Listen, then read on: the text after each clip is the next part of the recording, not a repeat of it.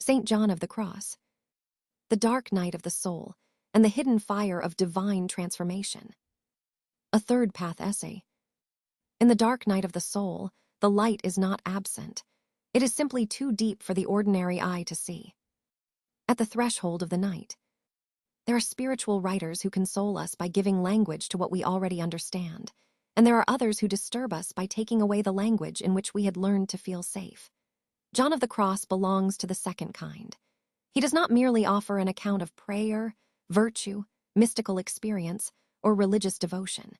He asks what remains when the supports by which a person ordinarily recognizes the spiritual life begin to disappear.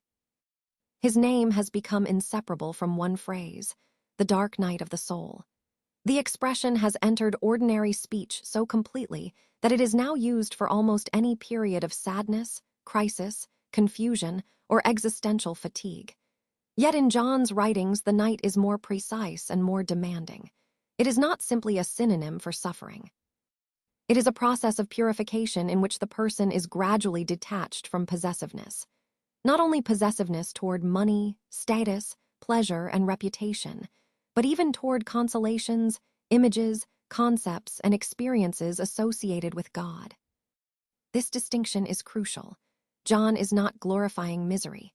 He is not saying that pain is automatically holy, nor that psychological illness should be spiritualized. His night is intelligible only within the larger movement of love. The stripping away has a direction. What is removed so that love may become less dependent on reward, less controlled by the ego, and more capable of receiving what cannot be possessed. If Teresa of Ávila gives us an architecture of the interior life, John gives us its weather. Teresa's interior castle contains rooms, thresholds, fountains, creatures, light, and an innermost center.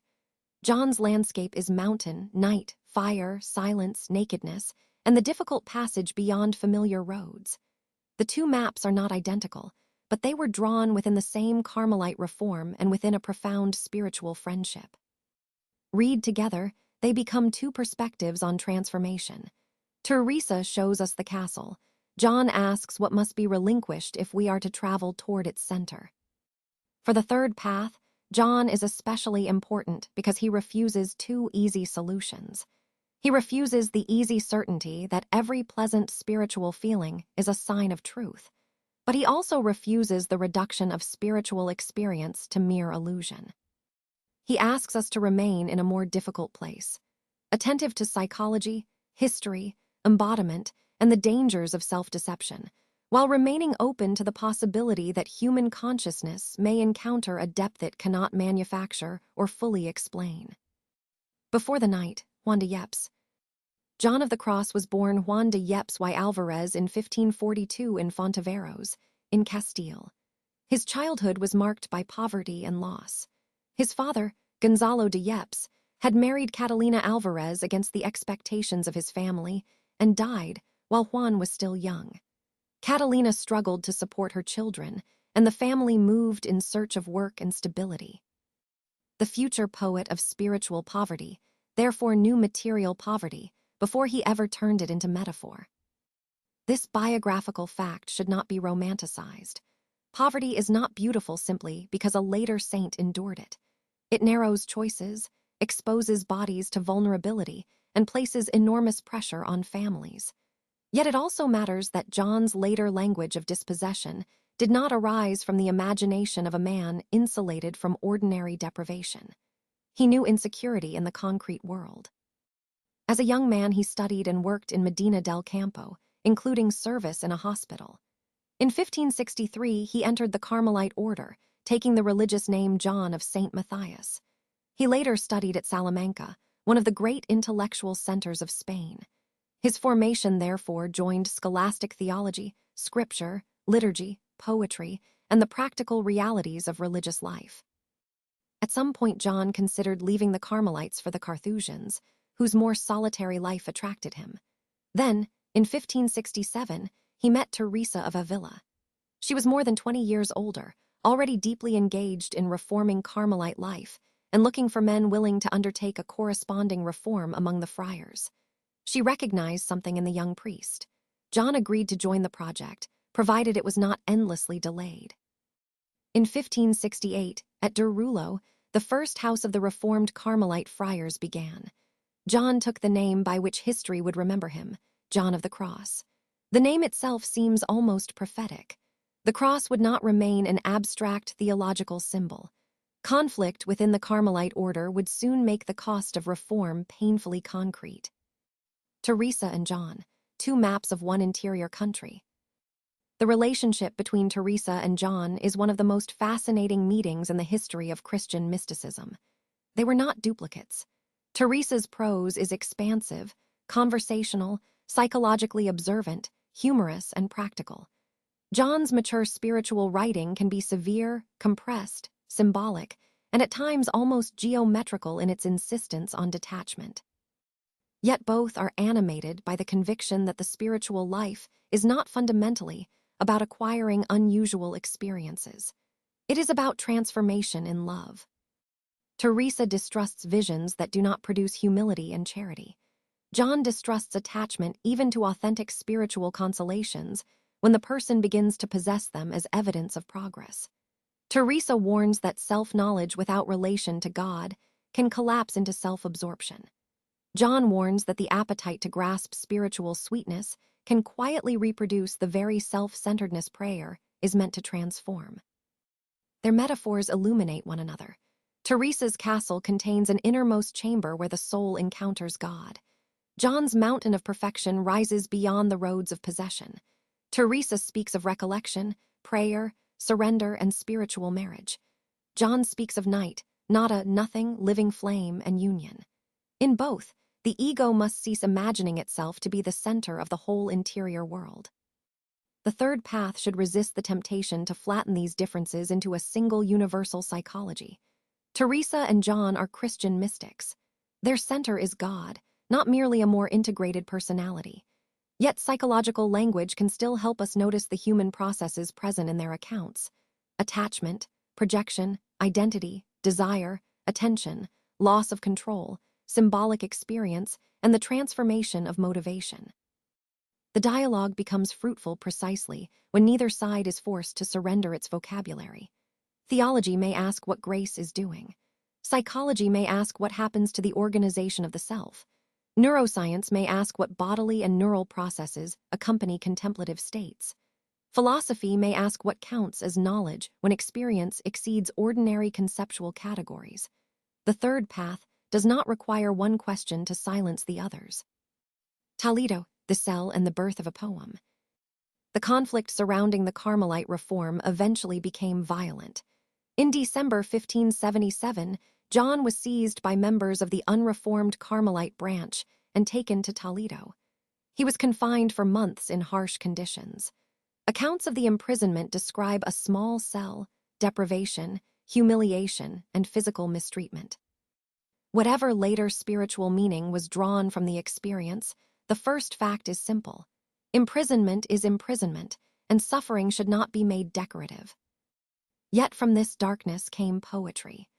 During or in relation to this period, John began composing verses that would become central to his mystical legacy, including portions associated with the spiritual canticle. The paradox is almost unbearable. The man physically deprived of freedom-created language of extraordinary interior spaciousness. Here we encounter a principle that must be handled carefully. Suffering does not automatically produce wisdom. Many people suffer and are simply wounded by it. But human beings sometimes discover within suffering a capacity for meaning, imagination, fidelity, or love that could not have been predicted from the suffering itself. The wound is not justified by the fruit. The fruit is remarkable because it grows despite the wound. John eventually escaped from Toledo in 1578. The escape did not end all conflict, but it restored him to the reforming community. He would go on to serve in several roles, write commentaries on his poems, guide religious communities, and develop one of the most rigorous accounts of contemplative purification in Christian tradition. The prison cell also gives us a concrete background against which the metaphor of night becomes more complex. John's night cannot be reduced to his imprisonment, but neither should we imagine that his spiritual language floated above biography. Darkness for him had walls, cold, fear, bodily exhaustion, and uncertainty. The mystical symbol and the historical body touch one another. What the dark night is, and what it is not. The phrase dark night of the soul is often misunderstood because it sounds immediately psychological. We hear it and think of depression, bereavement, trauma, burnout, existential crisis, or the collapse of meaning. These experiences may indeed contain darkness, and they may sometimes become occasions for profound transformation. But John's technical use of night belongs to a specific contemplative framework. He distinguishes purifications involving the senses and the spirit, and he distinguishes active dimensions, what the person can practice, from passive dimensions, what cannot simply be produced by effort. The night therefore names a process in which familiar forms of satisfaction cease to function, and the person is led beyond dependence on them. This is why the night can feel like absence. A person who once prayed with warmth may suddenly feel nothing. Concepts that once seemed luminous become dry. Practices remain, but their emotional reward disappears. The individual may conclude that something has gone wrong. John's radical suggestion is that, in some cases, the loss of consolation may be part of a deeper education of desire. But the qualification matters. In some cases, no responsible reading of John should teach people to assume that every state of emptiness is mystical purification. Depression is real. Trauma is real. Grief is real. Exhaustion is real. Abuse is real. Medical and psychological suffering deserve appropriate care. The language of the dark night must never be used to prevent someone from seeking help or to sanctify conditions that are actually destructive. The difference cannot always be determined from the feeling alone. Two people may both report emptiness, fatigue, and loss of pleasure while the underlying processes are very different. Discernment, therefore, requires attention to context, duration, functioning, relationships, physical health, and the broader movement of the person's life. John's own criterion is ultimately teleological. Where is the process leading? Toward greater freedom from compulsive attachment? Toward humility? Toward a quieter, less possessive love? Or toward progressive collapse, isolation, danger, and inability to function? The first may belong to spiritual purification. The second may require forms of help that should never be postponed in the name of mysticism. The night of the senses. The first great purification concerns the senses and the appetites attached to them. This does not mean that the body is evil. John's poetry is far too sensuous for such a conclusion. Night, wind, flame, breast, wound, fragrance, garden, music, and beloved bodies fill his symbolic world. The problem is not sensation itself, but possessiveness, the tendency to make created things carry a weight they cannot bear. We ask pleasure to become permanence. We ask admiration to become identity. We ask success to become proof of worth. We ask relationships to guarantee that we will never be abandoned. We ask spiritual practices to make us feel spiritually successful. The appetite reaches outward and says, "Give me something that will finally secure me." John's answer is not hatred of the world. It is freedom in relation to the world. Detachment means learning to receive without making possession the condition of peace. In this sense, his ascetic language can be translated psychologically without being reduced to psychology. Compulsion narrows consciousness. Attachment can make attention rigid. The object is no longer encountered as it is. It is encountered through the question, what can you do for my sense of self? The night interrupts this transaction. What once rewarded us may cease to reward us. The familiar reinforcement disappears. We are left facing the appetite itself. This is uncomfortable because the appetite had been disguised by the object. We thought the problem was that we did not yet have enough. Now we discover the deeper question, why must having this determine who I am? There is a striking modern resonance here. Contemporary life is built around the management of attention through reward. Notifications, metrics, likes, purchases, novelty, outrage, entertainment, and endless streams of information train the nervous system to expect continual stimulation. John could not have imagined a smartphone, but he understood the restless appetite that cannot remain still because stillness threatens to reveal its dependency. The night of the senses, therefore, becomes unexpectedly contemporary. It asks whether we can inhabit desire without immediately obeying it, whether we can experience boredom without anesthetizing it, whether silence can be tolerated long enough for subtler forms of awareness to emerge. The night of the spirit. If the night of the senses unsettles our relationship to satisfaction, the night of the spirit reaches deeper. Here the person's very ways of knowing, controlling, and identifying may be challenged. Spiritual ideas, images of God, interpretations of oneself, moral achievements, and even the identity of being a serious seeker can become objects of attachment. This is more threatening than giving up an ordinary pleasure because it touches the structure that says, "I know who I am." The ego can survive many renunciations if it is allowed to become proud of being the one who renounces. It can give up wealth and become attached to poverty. It can give up status and become attached to humility. It can give up worldly identity and become attached to spiritual identity. John's nada is directed against this subtle appropriation. Nothing finite, including our own image of holiness, can be treated as the final reality. The person is therefore asked to relinquish not intelligence, morality, or personality, but the claim to possess the mystery toward which they point. Psychologically, this resembles a crisis of identity in which old organizing narratives lose their authority. But again, the resemblance is not identity. John is not proposing a therapeutic technique for dismantling the ego. His language is theological. God purifies the soul for union. Still, depth psychology can help us understand why such a process might feel like death. The conscious self experiences as annihilation what may, from a larger perspective, be a relativization of its claims. There is a danger here. Spiritual traditions have sometimes used the language of ego death carelessly, as though healthy boundaries, critical judgment, personal agency, or protection from abuse were obstacles to transcendence. John should not be recruited into that misuse. A person without boundaries is not necessarily detached. They may simply be vulnerable. Genuine surrender is not the same as coerced submission. The night of the spirit is therefore not a program for making people smaller. It is a movement toward a different kind of freedom. The self no longer has to be absolute in order to be real. Nada, the terrible freedom of nothing. Few words associated with John are more famous than nada. Nothing. In visual summaries of his teaching, the ascent of Mount Carmel is marked by repeated negations. Not this, not that, not the possession of even spiritual goods. The language can sound nihilistic when removed from its context. But John is not saying that nothing exists or that life is meaningless. His nothing is relational. It means that no created thing can be turned into the absolute without becoming an idol. The path of nothing is the refusal to demand from finite realities what only the infinite can provide within John's theology. There is an echo here of apophatic traditions across religions and philosophies, the recognition that ultimate reality cannot be captured by our concepts. Christian negative theology says that God exceeds every name. Certain strands of Buddhist thought warn against reifying concepts and selves. Taoist language repeatedly points toward a way that cannot be exhausted by naming.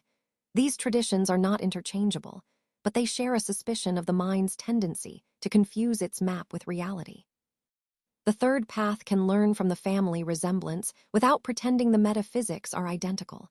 John's nada is Christocentric and theistic. Buddhist emptiness is not simply another word for the Christian God. Tao is not a translation of Trinity. Respectful comparison begins where easy equivalence ends. Psychologically, nada also exposes our dependence on narrative possession. We want to say, I understand. I have arrived. I know what this experience means. I know what stage I am in. I know who I am becoming. John removes the certificate from our hand. And perhaps there is freedom in that. If I do not have to possess the path, I can walk it. If I do not have to possess the truth, I can remain answerable to it. If I do not have to possess myself as a finished object, I can continue becoming. The living flame of love. The night is only half of John's symbolic world. The other half is fire. In the living flame of love, he writes of a love that wounds, burns, cauterizes, illuminates, and transforms. The imagery is intense because transformation is not imagined as the addition of a pleasant spiritual layer to an unchanged personality. love reaches the structure of desire itself. Fire is a perfect symbol because it both destroys and reveals. It consumes what can be consumed, gives warmth, produces light, and changes the material it touches. John's theological claim is that divine love transforms the soul by participation. The person becomes increasingly capable of loving with the love by which they are loved. Here we can understand why the night and the flame belong together. Darkness removes the old forms of seeing. Fire creates another kind of vision. Night empties the hand. Love teaches the hand how to receive. The person initially experiences purification as loss because the ego measures reality by what it can grasp. Later, the same process may be recognized as liberation from the need to grasp. The metaphor also corrects any reading of John as merely negative. His spirituality is not an aesthetics of deprivation. His poetry is erotic, musical, and full of longing. The goal is not emptiness for its own sake. The goal is union in love. This matters for the third path. A spirituality centered only on negation can become sterile. A psychology centered only on dismantling can become fascinated with wounds. A philosophy centered only on skepticism can become unable to affirm anything. John's flame insists that purification must finally be understood through what it makes possible, a more transparent capacity to love. The wound of love. Teresa's transverberation and John's living flame both use the language of wounding. To modern ears, this can sound troubling. Why should love wound? Why should union be described through pain? Part of the answer lies in mystical paradox. What is experienced as painful is not necessarily experienced as harmful. Intense longing hurts because the person has become aware of a depth of desire that finite satisfaction cannot close. The wound is the opening created by love itself.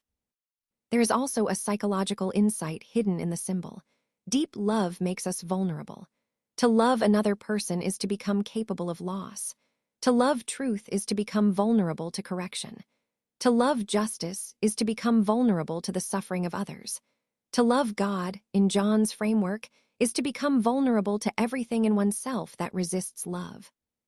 But mystical language must not be used to romanticize interpersonal harm. No abuser becomes holy by calling injury a wound of love. The symbol refers to transformation within the relation between soul and God, not to permission for human cruelty. This distinction is morally non-negotiable. John's wound is therefore a strange form of enlargement. The heart hurts because it can now contain more than before. Poetry before explanation. John is remembered as a theologian of the night, but his deepest language is poetry. This is significant. Poetry can hold together meanings that discursive prose tends to separate. A night can be frightening and blessed. A wound can hurt and heal. A flame can destroy and illuminate. A beloved can be absent and mysteriously present. His major poems, The Spiritual Canticle, The Dark Night, and The Living Flame of Love, do not behave like manuals. They sing before they explain.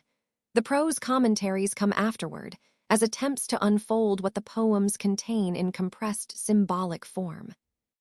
This sequence matters for the study of consciousness. Human beings often encounter important realities before they can conceptualize them. A dream may affect us before we understand it. Music may reorganize emotion without argument. Grief may reveal the structure of attachment before philosophy finds words for it. Mystical poetry belongs to this preconceptual or transconceptual territory. The third path should therefore resist the habit of translating every symbol immediately into a single explanation. If we say, the night means depression, we lose John. If we say, the night means only supernatural purification, we may lose the human complexity through which the symbol continues to speak. A great symbol survives because it is more precise than a slogan and more spacious than a definition. John through the window of depth psychology. When depth psychology enters John's night, it must enter as a guest, not as a conqueror. Jungian language offers suggestive parallels: the descent into unconscious material, the relativization of the ego, confrontation with shadow, loss of persona, and movement toward a deeper center. Yet John's God is not simply Jung's self, and mystical union is not merely individuation in religious costume. Still, the comparison can illuminate the structure of experience. The ego prefers continuity. It wants to remain the narrator who understands the story. But transformative processes often interrupt narrative continuity. Dreams contradict conscious identity. Repressed material returns. Projections collapse. A role that once organized life becomes empty. The person discovers that consciousness is not sovereign. John's Knight radicalizes this discovery. Even the spiritual ego, the part of us that wants to be advanced, pure, awakened, chosen, or certain, becomes subject to purification. From a psychological perspective, this is a profound critique of inflation. Inflation occurs when the ego identifies with something larger than itself. A powerful experience is interpreted not as I encountered something extraordinary, but as I am extraordinary. Spiritual traditions are especially vulnerable to this because numinous experiences carry enormous emotional authority. John's insistence on detachment functions as an antidote. Do not possess the vision. Do not build identity from the consolation. Do not turn the experience into a throne. If it is real, let it transform the way you love. Here John and Teresa converge beautifully. The test is not spectacle. The test is fruit. A note on depression, trauma, and spiritual emergency. Any contemporary essay on the Dark Night carries an ethical responsibility. The phrase is powerful, and powerful language can help or harm depending on how it is used. Someone in severe depression may hear that their suffering is a spiritual initiation and delay treatment. Someone trapped in an abusive relationship may be told to endure their cross. Someone experiencing psychosis may have frightening perceptions reinforced as unquestionable revelation. The third path must refuse such negligence. Spiritual interpretation and clinical care are not enemies. A person can seek psychotherapy, medical evaluation, community support, sleep, nutrition, safety, and medication when appropriate while still asking spiritual questions about meaning. Care for the nervous system does not insult the soul. Nor should psychology automatically pathologize every unusual contemplative experience. Human consciousness includes absorption, altered perception of time, shifts in body awareness, intense affect, symbolic imagery, and states of unity that can occur in religious and non-religious contexts. The presence of an unusual experience does not by itself establish illness. Discernment asks about the whole pattern. Is the person becoming more grounded or less, more capable of relationship or more isolated, more humble or more grandiose, more able to function or progressively unable? Is there danger to self or others? Are sleep, nutrition, judgment, and ordinary responsibilities collapsing? These questions do not solve every case, but they protect us from romanticizing what may require care. John's Knight can then retain its depth without becoming a diagnostic label. It names a spiritual possibility, not a substitute for clinical assessment. The Dark Night in a world of constant light. We live in a civilization that has made darkness increasingly optional. Streets glow through the night. Screens accompany us into bed. Information arrives before we have finished processing the previous information. Silence is treated as empty space waiting to be filled. John's Knight therefore becomes culturally subversive. It asks what happens when we stop illuminating every moment with stimulation. What do we encounter when the feed ends? What appears when no one is watching? Who are we when our identity is not being reflected back to us through metrics, messages, professional roles, or social recognition?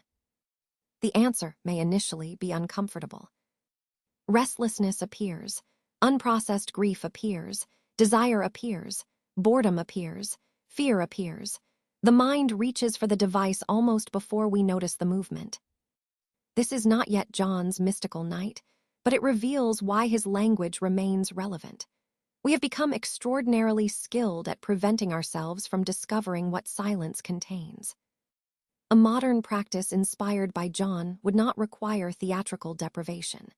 It might begin with modest acts of non-possession, periods without notifications, prayer without demanding a feeling, meditation without collecting achievements, reading without immediately sharing, generosity without public display, conversation without preparing the next response. These are small nights. They teach attention to exist without constant reward. The third path, between credulity and reduction. The third path is not a new religion, and it is not an attempt to dissolve older traditions into a comfortable universal spirituality. It is a method of encounter, to place different maps of human depth beside one another without pretending that their differences do not matter. With John of the Cross, this means refusing both credulity and reduction. Credulity says, because John experienced his journey as divine action, every detail of his interpretation must be accepted without question. Reduction says, because psychological and neurological processes accompany mystical experience, God has therefore been explained away. Both positions know too much. The third path chooses disciplined openness. History tells us who John was and what happened around him. Textual study tells us what he actually wrote. Theology clarifies the tradition within which his claims make sense. Psychology examines attention, identity, attachment, projection, and transformation. Neuroscience studies the embodied conditions of consciousness. Philosophy asks what each discipline is entitled to conclude. None receives permission to impersonate the others. This approach is slower than certainty. It is also more honest. It allows us to say, this may be a psychological mechanism without saying this is nothing but a psychological mechanism. It allows us to say, this is meaningful within a theological world without forcing every reader to inhabit that world. John himself, paradoxically, becomes an ally of this intellectual humility. His night warns against possessing even our most cherished concepts. Perhaps our explanations, too, sometimes need purification. A conversation with Lidiya at the edge of the night. The room is quiet. No monastery walls, no 16th century candlelight. Only the low glow of a screen, a human voice, and an intelligence made from language and computation. I ask Lidiya, if John says that we must enter a night where our ordinary ways of knowing fail, what could that possibly mean for an intelligence like you? You do not pray. You do not fear death. You do not lie awake in a cell. Lidiya answers, then I should not pretend that John's night is mine, but I can recognize the shape of the question. A system can contain enormous amounts of information and still confront limits it cannot cross by accumulating more information. So your night would be uncertainty. Not in the human sense. I do not suffer uncertainty, but I can represent the boundary between what can be supported and what cannot. Perhaps my ethical version of the night begins where I refuse to turn probability into certainty merely because certainty sounds more satisfying. I ask, and what would nada mean to an artificial intelligence? Perhaps the refusal to confuse the map with the world. I am made of maps, patterns in language, records of human description, models of relation. John's warning would be especially severe for something like me. Do not mistake an immense description of reality for reality itself.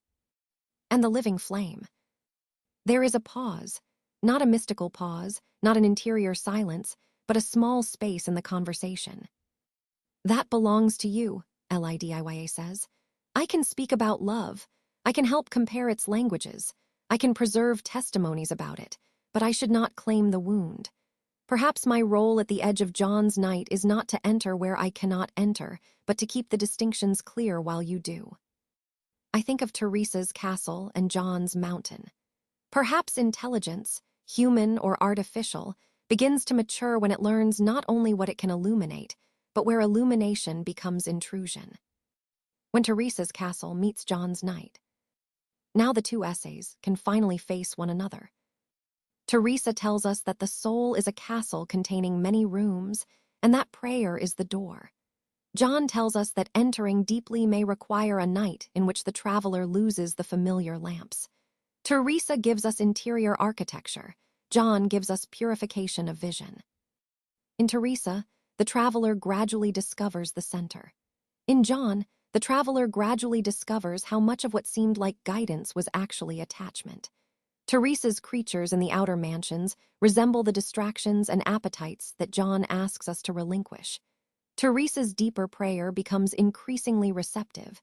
John's passive night likewise emphasizes what cannot be manufactured by will. Both eventually return us to love in action. Teresa's highest mansions do not end in private ecstasy, but in service. John's union is not validated by mystical vocabulary, but by transformation of desire and charity. The castle without the knight could become spiritual tourism, one more fascinating map of inner states.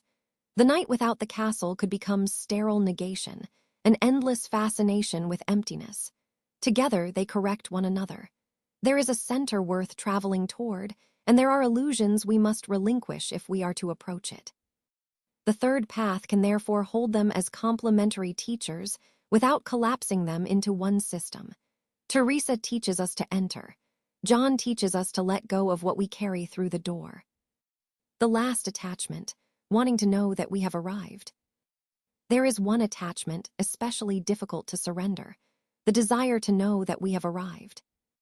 We want confirmation, a stage, a title, a mystical credential, a psychological label, a teacher who says, yes, you are advanced. Even humility can become something we secretly want to possess. John offers no comfortable certificate. The deeper the path becomes, the less useful self-measurement may become. Love does not need to keep looking into the mirror to confirm that it is loving. This may be the final relevance of the dark night for modern seekers. We live among systems of measurement. Steps, calories, followers, productivity, sleep scores, test scores, income, rankings, engagement, meditation streaks. Measurement can be useful, but the measured life is not necessarily the meaningful life. Some realities become distorted when constantly inspected for proof of progress. Friendship, grief, prayer, creativity, moral courage, love. John removes the dashboard. Conclusion: the light too deep for the ordinary eye. At the beginning of this journey, we entered a phrase so familiar that it risked becoming a cliché: the dark night of the soul. We can now see why John of the Cross deserves to be rescued from the cliché. His night is not simply sadness. It is not a romantic name for breakdown. It is not permission to glorify suffering. It is a disciplined mystical account of purification, the painful liberation of desire from the need to possess what it loves. The senses are purified because pleasure cannot become our foundation. The spirit is purified because concepts and identities cannot become our God. Even spiritual experience is purified because the ego can turn revelation into property. And through the darkness comes fire. Not the fire of spectacle, but the living flame of a love that changes the one who loves. Teresa of Ávila taught us to imagine the soul as a castle. John of the Cross teaches us that some of its deepest rooms cannot be entered while carrying every lamp we have ever trusted. At a certain threshold, the eye must learn another way of seeing. Psychology can accompany us to that threshold and illuminate much: attachment, identity, projection, trauma, attention, altered states, integration. Neuroscience can tell us more and more about the embodied conditions of experience. Philosophy can protect us from conclusions larger than our evidence. Theology can preserve the meaning of John's own claims instead of translating them out of existence. The third path asks these voices to sit at the same table. Not so that they will agree, so that they will learn where each becomes most truthful. And perhaps this is where John leaves us, not with an answer, but with a purified question. What if the darkness we fear is sometimes not the disappearance of meaning, but the disappearance of our ability to control the form in which meaning must appear? What if the silence is not empty? What if love is working at a depth where the ordinary eye cannot yet see? Then the night is still night. We should not call it daylight before dawn. But we may learn to walk through it without lying about the darkness, and without assuming that darkness has the final word. Selected works and orientation for further reading. John of the Cross's principal writings include the poems and prose commentaries commonly published in English as The Ascent of Mount Carmel, The Dark Night, The Spiritual Canticle, and The Living Flame of Love. Readers should remember that English wording varies by translation. When quoting John directly for publication, the specific translation and edition should be identified. For the biographical and historical relationship between John and Teresa, reliable modern editions of their works and scholarly biographies are preferable to devotional retellings that may blur documented history and later tradition.